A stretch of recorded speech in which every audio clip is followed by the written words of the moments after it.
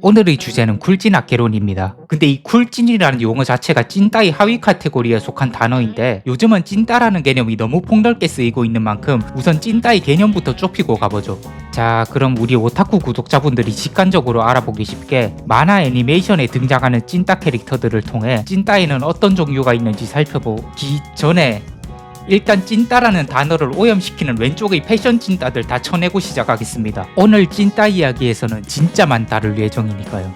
찐따 개론이란 것 자체가 이미 각지에서 꽤 소비된 컨텐츠인 만큼 다양한 찐따의 분류법이 있겠지만 전 찐따를 환경적 찐따, 능력적 찐따, 성격적 찐따로 나누고 싶어요. 물론 찐따가 되는 이유는 복합적이라 한 가지 요인만으로 찐따가 된다거나 하는 케이스는 없고 각 요인이 서로에게 영향을 주기도 하니 결국 교집합 외에서 어떤 비율이 높냐로 속성을 나누는 거지만요. 우선 환경적 찐따, 주로 집안 배경, 경제 상황 등으로 무리의 약자 포지션이 되는 케이스입니다. 환경적 찐따는 개인의 능력이나 성격에 문제가 있는 게 아니라는 점에 초점을 두고 싶기 때문에 일진이나 반의 인기인 같은 개인에게 운 나쁘게 찍혀서 따돌림 당하는 케이스도 포함될 수 있다고 봐요. 다음은 능력적 찐따, 열심히 하고자 하지만 능력 부족으로 약자 포지션이 되는 케이스입니다. 환경적 찐따도 안타깝지만 개인적으로는 이쪽이 더 안타깝다고 생각되네요. 마지막으로 성격적 찐따, 개인의 성격 문제로 약자 포지션이 되는 케이스입니다. 자신감 부족, 이기주의 등 케이스는 다양하겠지만 그 나이대에서 대부분의 성격 문제라고 하면 자의식 과잉 쪽이겠죠. 난 남들과는 달라, 특별한 내면 세계가 있어. 그리고 이 성격적 찐따의 하위 카테고리인 자의식 과잉 찐따는 찐따 쪽에서도 그 비율 자체가 압도적이라 쿨찐이라는 별칭까지 가지고 있을 정도입니다. 찐따 안에서도 패션 찐따를 배제한 진짜 찐따, 그 진짜 찐따 안에서도 하위 카테고리인 성격적 찐따, 성격적 찐따 안에서도 하위 카테고리인 자의식 과잉 찐따, 그럼에도 찐따 전체 인구에서 굉장히 많은 비율을 차지하는 이 쿨찐이 바로 오늘의 주제입니다. 개인적으로 쿨찐들의 기저 심리를 너무나도 잘 압축해서 묘사한 대표 캐릭터가 오늘 다룰 미타카 아사라고 생각하는데요. 잠깐, 물론 저도 알고 있습니다. 진짜 오타쿠라면 이 말을 듣고 뭐? 지금 쿨찐을 논하면서 히키가야 하치만을 대표로 내세우지 않는 게 말이 되냐? 알못이네 라고 하시며 쌍심지를 켜시겠지요. 진정해 주십시오.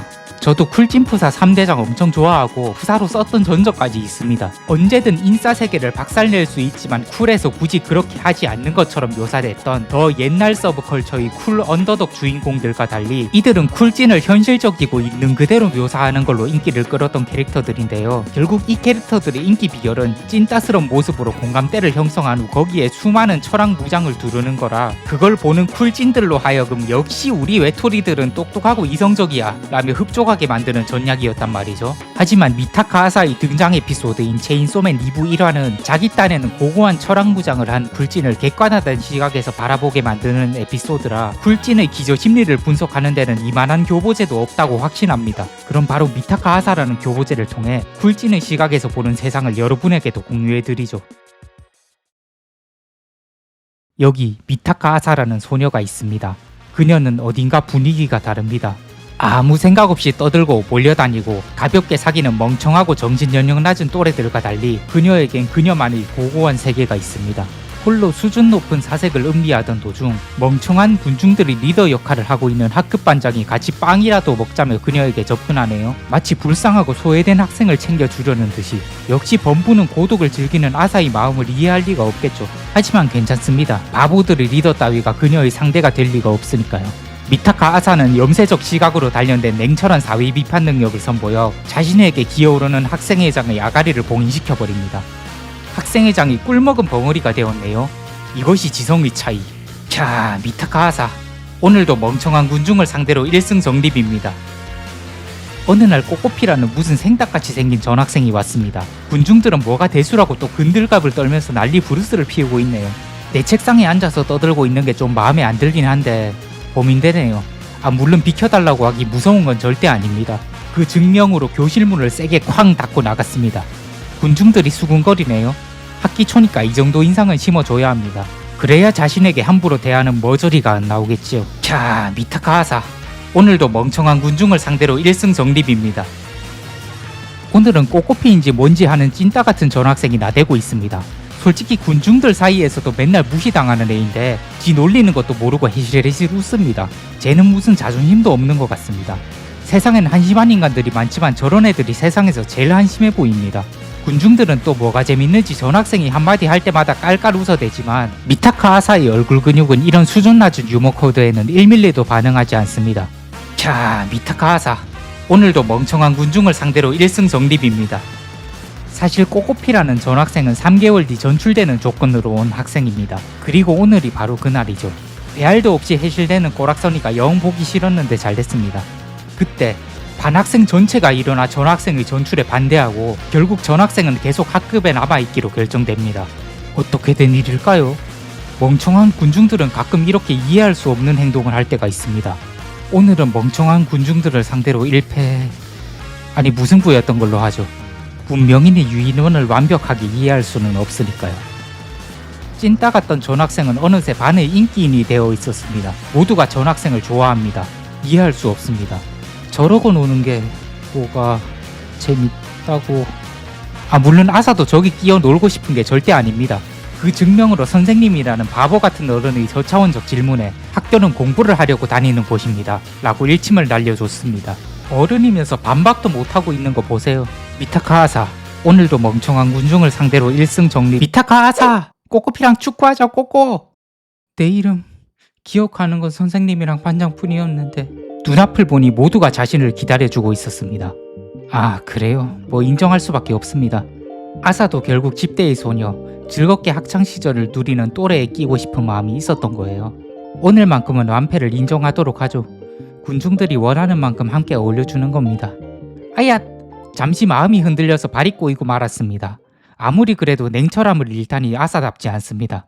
체구가 작은 전학생 위로 넘어진 것 같은데 일단 비켜줘야...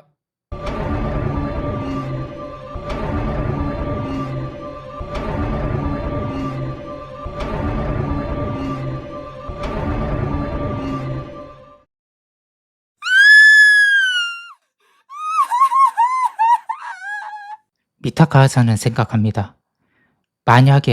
만약 반에서 누군가 한 명이 옥상에서 뛰어내려야 하는 상황이라서 그 한 명을 투표로 결정하게 됐다면 모두 나한테 표를 던질 거야.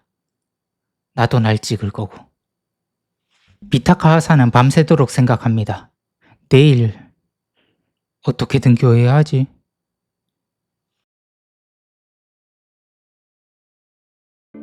버겁습니다 미타카 아사.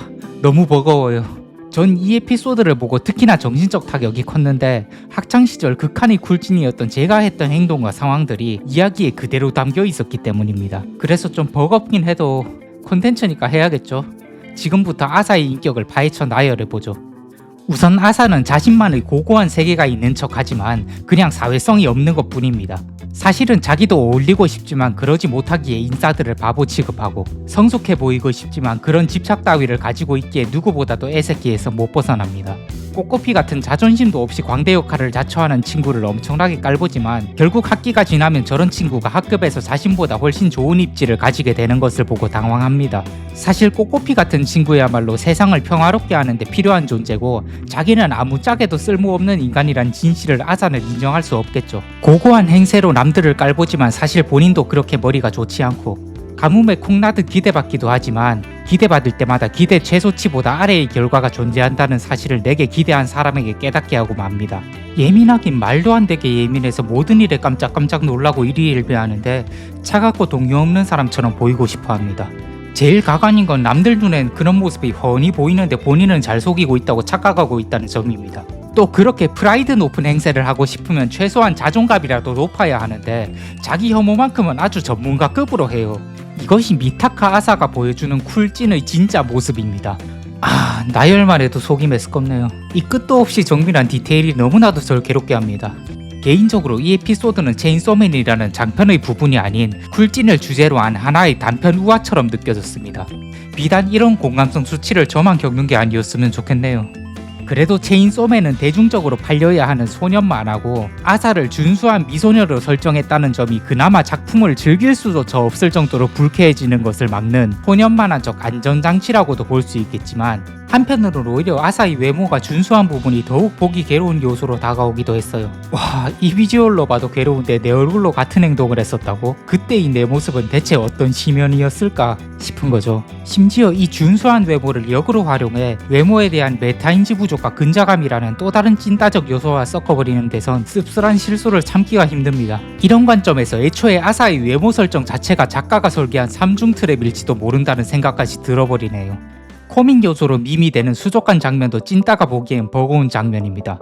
타인의 표정조차 개의치 않고 내가 이렇게 재밌고 자세한 지식을 말하고 있으니까 상대는 날 개쩔게 보겠지 하면서 10분 내내 자기 말만 토해내는 모습이 제가 살면서 한 30번쯤 했던 짓과 겹쳤거든요. 나는 지금 개쩌는 모습을 연출하고 있으니 남들은 내가 의도하고 연출하는 대로 날 보고 있을 거라 착각하는 거죠. 너른 이해 부탁드립니다. 우리 쿨찐들은 아스퍼거 성향까지 있는 경우가 많아서 이렇게 자기 아는 거 나오면 흥분을 삭힐 수가 없거든요.